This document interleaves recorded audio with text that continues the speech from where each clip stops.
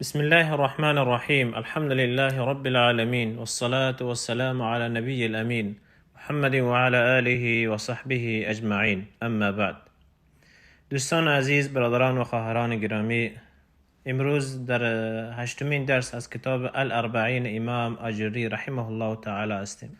دوستان عزیز، احادیثی را که میخوانیم در این باب احادیثی است در مورد زکات، سومین رکن اسلام، سومین رکنی که رسول صلی الله علیه وسلم در حدیث بیان کردن. امام آجری رحمه الله تعالی در این باب سه حدیث آورده که انشاءالله او را به ترتیب میخوانیم و او را شرح میتیم انشاءالله تعالی. زکات یک فریضه از فرایض الله سبحانه و تعالی است که الله سبحانه و تعالی او را در قرآن کریم در کلامش در 82 جای با نماز یک جای ذکر کردگی است. ده ها آیت در این مورد هست و الله سبحانه و تعالی با نماز او را در یک جای هم قرین نماز قرار دادگی است.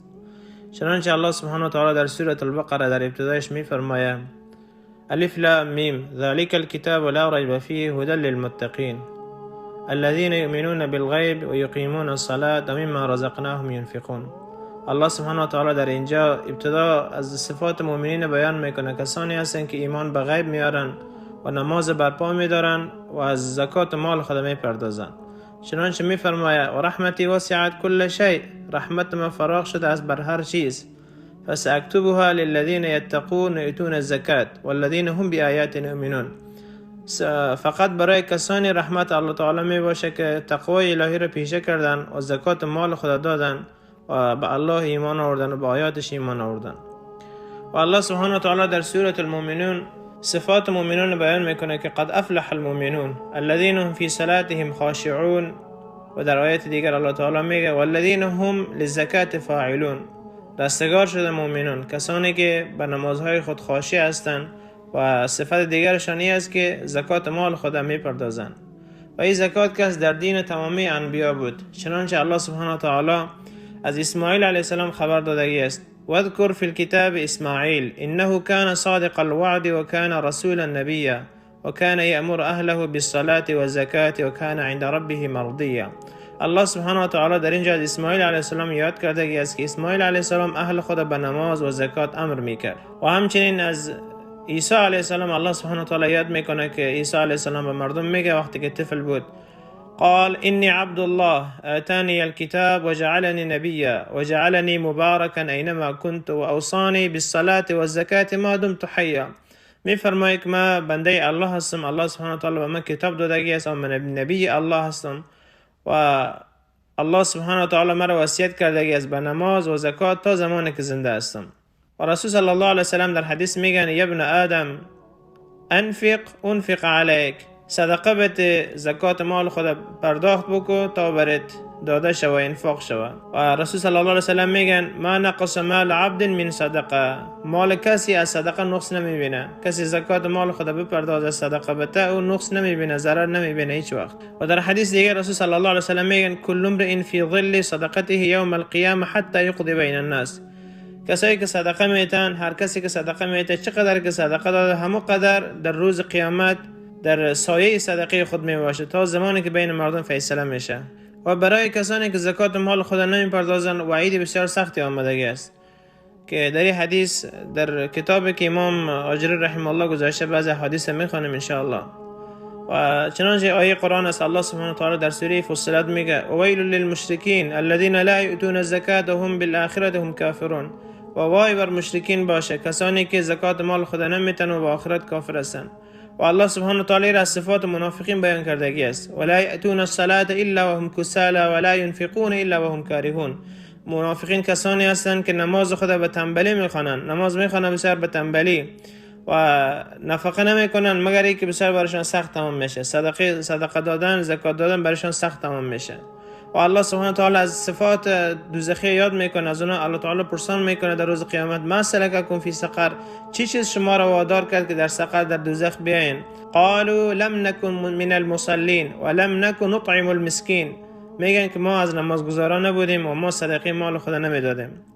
از این خاطر برای کسانی که زکات مال خود نمیپردازن وعید بسیار سختی آمدگی است. و مسئله دیگری است که کسی که زکات مال خود پرداخت نمیکنه، آیا این انسان کافر میشه یا نمیشه؟ در بین سلف مسئله اختلافی بوده که بین علما اختلاف بوده که آیا کسی زکات مال خود نمیده آیا کافر میشه یا نمیشه. کسانی بودن که بر آنچه که صحابه اجماع کردن بعد از رسول صلی الله علیه وسلم به او قائل بودن و به این قائل هستن کسی که زکات مال خود نمیده او کافر است. چنانچه ما گفتیم بعد از اینکه رسول صلی الله علیه وسلم وفات کردن اقوام عرب مرتد شدن. از جمله کسانی که مرتد شدن مانعین زکات بودن. اینها کسانی بودن که زکات مال خود نمیدادن و از زکات منکرم نبودن و دلیل میگرفتن که الله سبحانه و تعالی در قرآن گفتگی است خذ من اموالهم صدقه. الله سبحانه و تعالی پیامبر خود مخاطب کرده که از این مردم زکات مالشان بگیر. از او خاطر اونا گفتن که آیه که از دستور بر پیامبر صلی الله علیه وسلم بود و امر بر رسول صلی الله علیه وسلم بود، از او خاطر زکات گفتن به تو نمیتیم. به این شکل بود. و کسانی که تکفیر میکنن از علمایی که تکفیر میکنن کسی که زکات مال خود نمیده، اینمی اجماع صحابه را دلیل میارن که این زکات نمیدادن.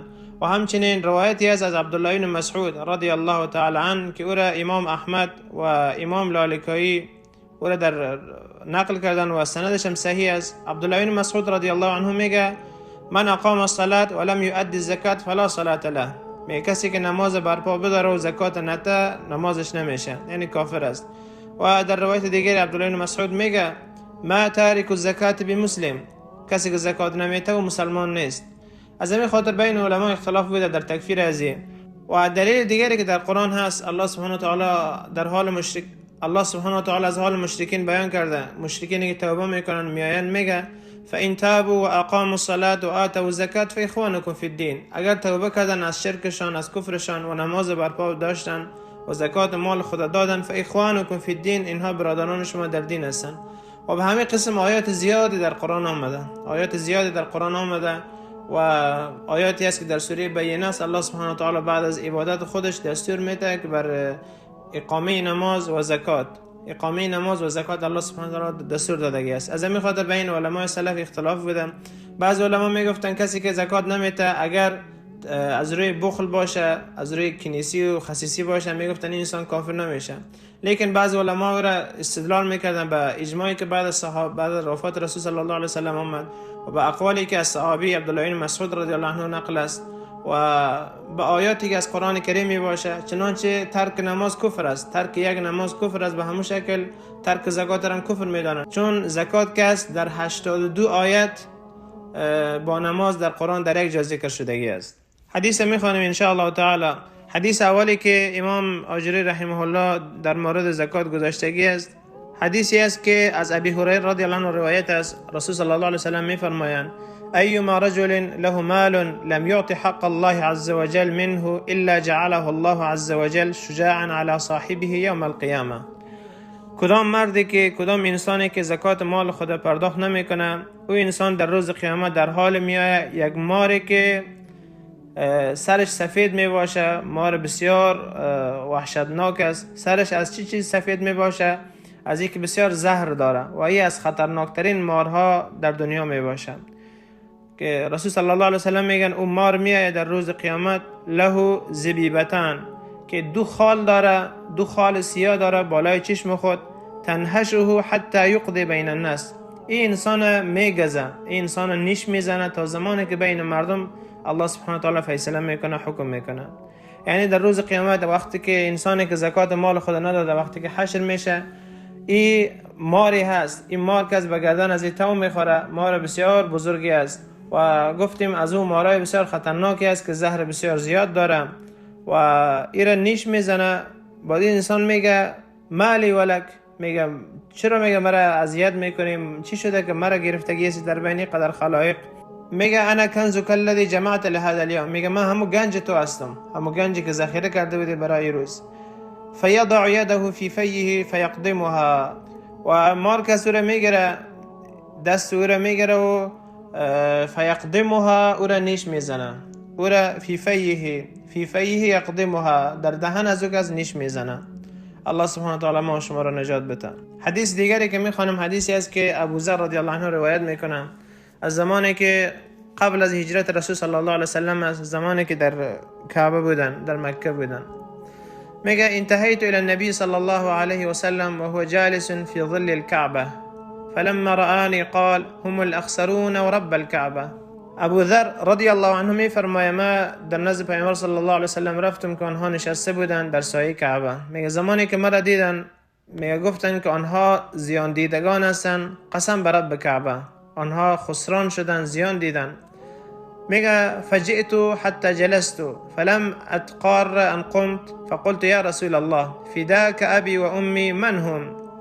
میگه من اونجا نشستم و نخیستم از جایم تا که از رسول صلی الله علیه و سلم پرسان کردم پدر و مادرم فدای شما باشه یا رسول الله، این چیزی که شما گفتین که این انسان ها زیان دیده هستند، خسران دیده هستند، اینها چی کسانی هستند؟ من هم اینها کیها هستند یا رسول الله؟ میگه فرمودن هم الاکثرون، گفتن اینها مردمای بسیار زیادی هستند. الا من قال هكذا او هكذا بين يديه و من خلفه و عن يمينه و عن شماله. میگه مگر گفتن که کسایی که به این شکل باشن، به این شکل باشن، طرف راست و طرف چپ و پشت سر رو به جلو خود رسول صلی الله علیه و سلم اشاره کردن و منظورشان این بود که کسانی که زکات مال خود میتن به فقرا میتن، به ابواب خیر زیاد است، ابواب صدقه زیاد است، جایی که انسان صدقه بکنه زیاد است. رسول صلی الله علیه و سلم به اونا اشاره کردن به این بته، به او بته، به این بته، مگر کسانی که به همین شکل باشن. و گفتن و قلیل ما هم، گفتن کسانی که زکات مال خود میتن انسان ها بسیار کم هستند. ما من صاحب ابل ولا غنم لا يؤدي زكاتها الا جاءت يوم القيامه اعظم ما كانت و اسمنه.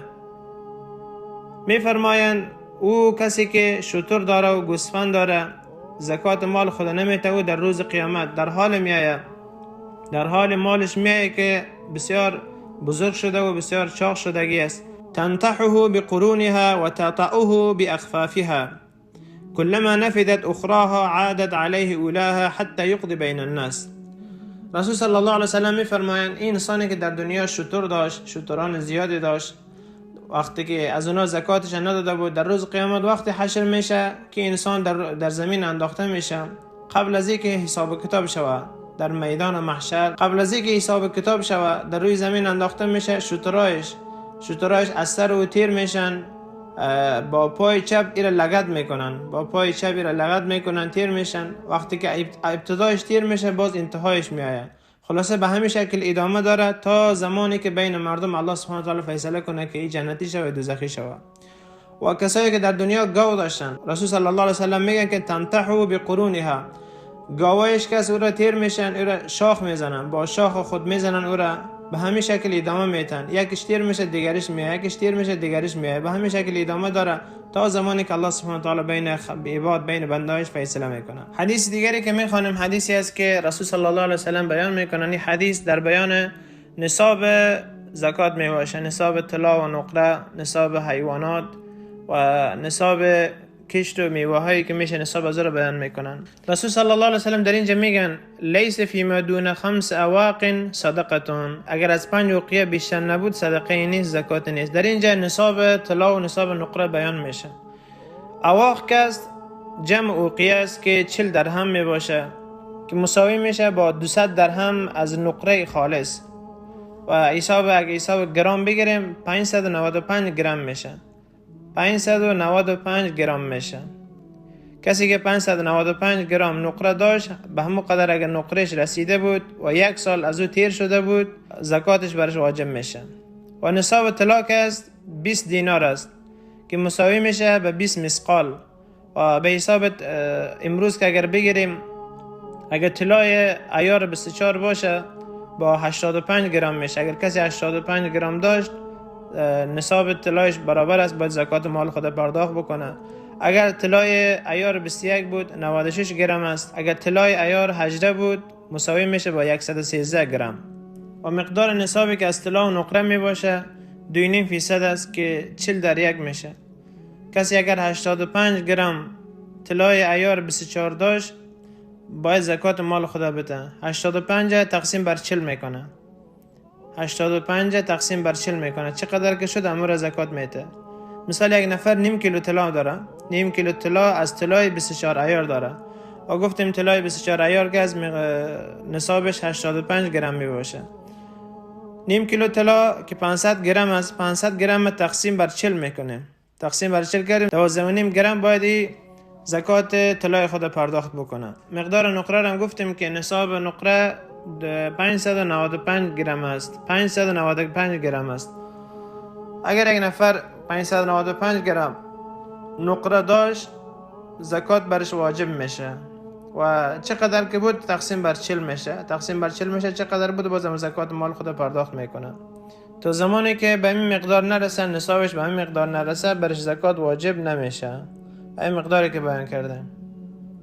و اگر کسی جواهرات داره، جواهراتی که غیر از طلا و نقره است، از سنگای قیمتی داره، اگر اونا رو برای زینت بپوشه، به اونا که زکات نمی باشه، مگر کسی که برای تجارت اونا رو گرفته باشه.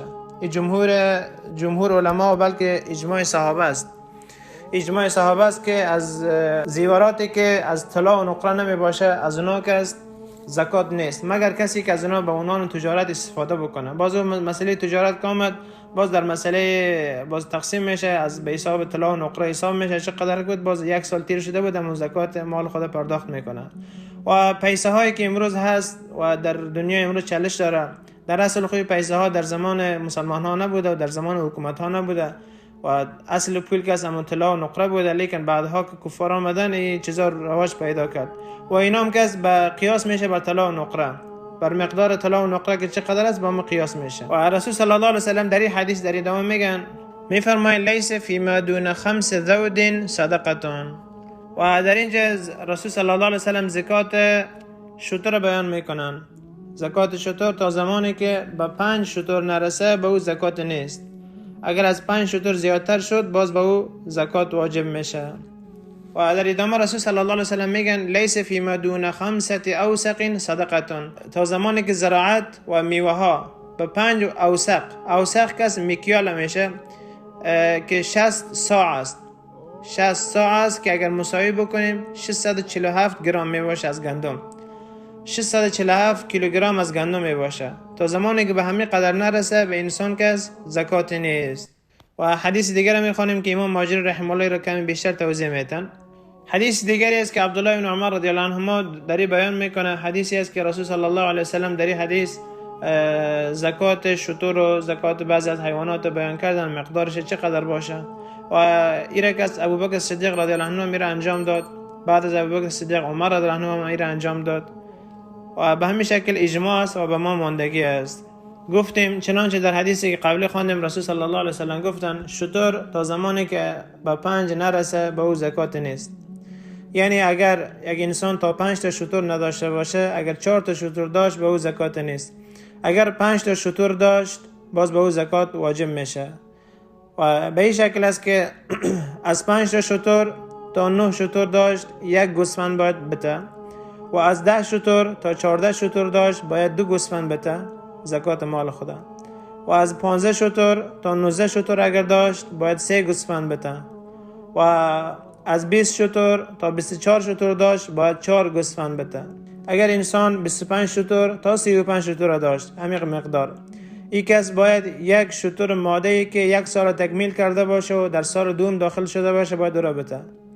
اگر 36 شتر تا 45 شتر داشت، انسان باید 1 شتری که 2 سال خود تکمیل کرده باشه و در سال سوم داخل شده باشه باید او را بده. شتر ماده باشه البته.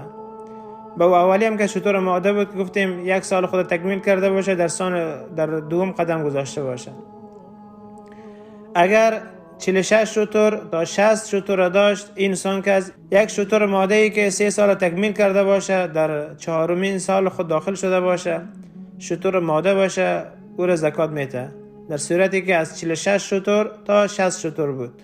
اگر شترایش مقدار شترایش تعداد شترایش از 61 شتر تا 75 شتر میرسید، این انسان که از 1 شتر ماده‌ای که 4 سال خود تکمیل کرده باشه در سال پنجمش باشه داده میشه.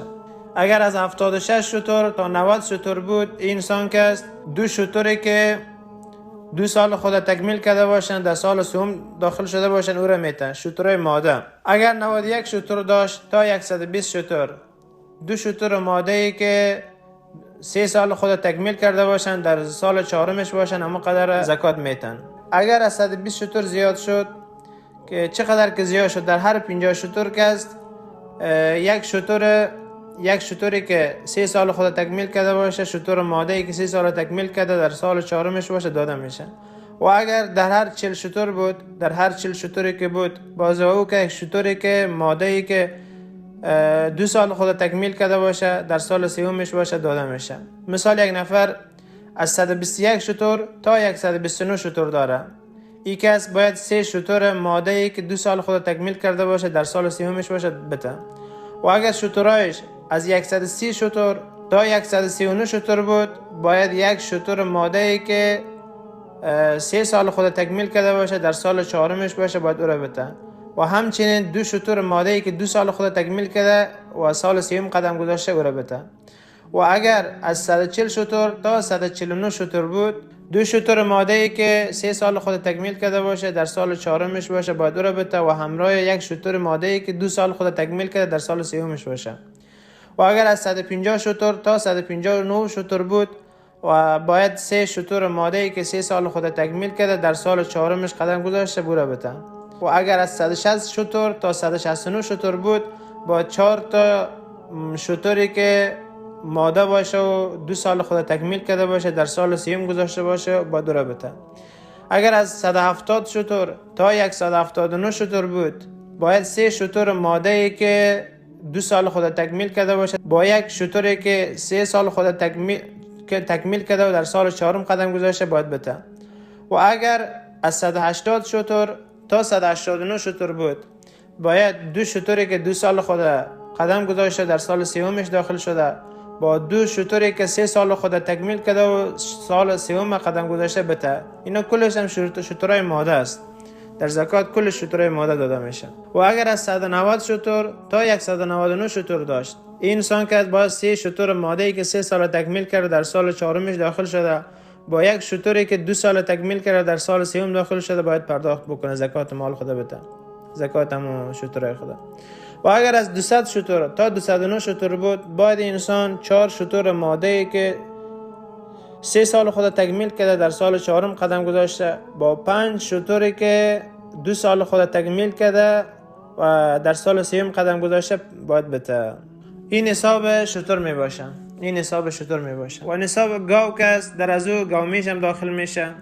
تا 30 گاو نشه برش زکات داده نمیشه.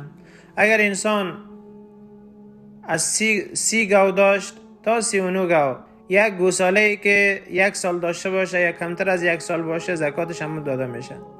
و اگر 40 گاو داشت تا 59 گاو، این یک گاوی که یک گوساله‌ای که 2 سال داشته باشه او داده میشه. و اگر از 60 بود تا 69، از 60 تا 69 تا گاو داشت، یک از 2 تا گوساله داده میشه. اگر از 70 تا 79 بود، یک گوساله و یک گاوی که 2 سال سن کرده باشه او داده میشه. و اگر از 80 تا 89 بود، دو گاوی که 2 سال خود تکمیل کرده باشه او داده میشه. و از 90 گاو تا 99 گاو داشت، بازی که 3 گوساله میته زکات خدا. و اگر 100 گاو تا 109 گاو داشت، 2 گوساله میته با یک گاوی که 2 سال خود تکمیل کرده باشه. و بعد از زکات گوسفند میه و در گوسفند که از بوز هم داخل است. بوز هم داخل است. و در گوسفند که است تا زمانی که 40 تا گوسفند نشوه زکات نیست. اگر 39 تا باشم زکات نیست. اگر از 40 گوسفند تا 120 گوسفند داشت، یک گوسفند باید زکات بده. اگر از 121 گوسفند تا 200 گوسفند بود، 2 گوسفند زکات بده. اگر از 201 گوسفند تا 399 گوسفند بود، باید 3 گوسفند بده. اگر از 400 گوسفند تا 499 گوسفند داشت، باید 4 گوسفند زکات بده. و اگر از 500 گوسفند تا 599 گوسفند داشت، باید 5 گوسفند بده. بوز بده یا گوسفند بده فرق نمیکنه، هر دوش در حکم یک چیز است. بعضی فرق نمیکنه که چی از نر است یا ماده، این فرق نداره. و جمهور علما به می است که اگر از 300 گوسفند زیاد شد، از 300 گوسفند زیاد شد، در هر 100 گوسفندش کس، در هر 100 گوسفند کس باید 1 گوسفند زکات بده. و اگر کسی شریک باشن، شریکایی که باشن، همون شریکا که از وسط مال خود میتن، این نیست که هر کدام جدا جدا بتن، بلکه از وسط میپردازن. و اما آنچه که از زمین به دست میه، گندم است، لوبیا است، نخود است، فاصولیه است و هر چیزی که از به دست میاد یا بعض میوه‌هایی که به دست میاد، اگر میوه باشه و سبزیجات باشه، میوه هایی که ذخیره نمیشه، به اینا که زکات نیست، به اینا زکات نیست. اما او چیزی که به دست میای از گندم و حبوباتی که به دست میای، رسول صلی الله علیه و سلم بیان کردن که اگر از 5 اوسق تا 5 اوسق نباشه زکات نیست. 5 اوسق 60 صاع میشه که 60 صاع به حساب امروزی 647 کیلوگرم میشه. و چقدر باید پرداخت بکنم؟ باز به حالت زمین فرق داره. به حالت زمین فرق داره که آبش به چه رقم به دست آورده. اگر آبی باشه که آب باران باشه و این انسان زحمت نکشیده باشه در آب دادنش، به یک کس اما عشر داده میشه. عشر داده میشه یعنی 10/1 داده میشه. و اگر به شکل باشه که آب خودش داده باشه و یعنی زحمت کشیده باشه یا آب خریده باشه، یک کس یعنی 20/1 است. 20/1 داده میشه که 20 گفته میشه. و در این مورد دلایل هم هست، احادیث هم هست.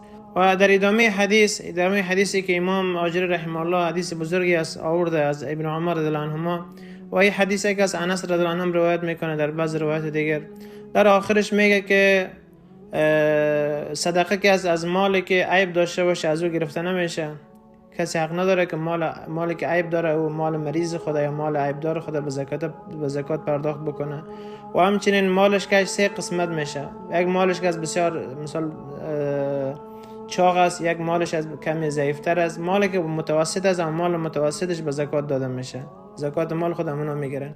و اگر کسی مال بهتر خود میته، از جهتی که الله سبحانه و تعالی گفته لن تنالوا البر حتى تنفقوا مما تحبون، الله تعالی میگه کسایی که مالی که دوست دارن امر نفقه میکنن از حساب بر، از حساب نیکی و اینا است، اگر به او شکل بکنه اجرش زیادتر است. به همین قدر اکتفا میکنیم. و در مورد مقدار نصاب مالی که است یا زراعتی که به دست میاد، اینا اگر کسی باز مشکل داشت، انشالله میتونه از علمایی که در نزدشان است یا بعضی از احادیثی که رسول صلی الله علیه و سلم روایت شده به اونا مراجعه بکنن، انشالله مشکل خود حل بکنن انشالله. ما در اینجا به طور مختصر بیان کردیم، اگرچه این مختصر هم انشالله کفایت میکنه، ممکن اکثر فهمیده باشن به این مسئله.